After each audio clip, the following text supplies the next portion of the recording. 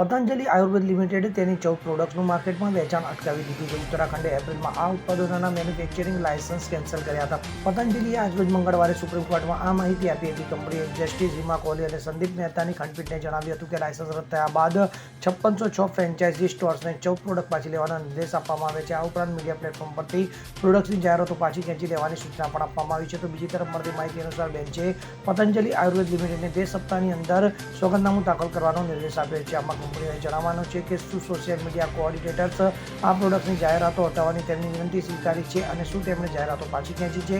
ત્યારે આ કેસની આગામી હવે સુનાવણી 23 જુલાઈએ થનાર છે. Bureau report CN24 news. હવે જુઓ દેશ દુનિયાની તમામ ખબરો તમારી આંગળીના ટેરવે. ઉઠાવો મોબાઈલ અને Google Play Store પરથી ડાઉનલોડ કરો અમારી CN24 ન્યૂઝ મોબાઈલ એપ.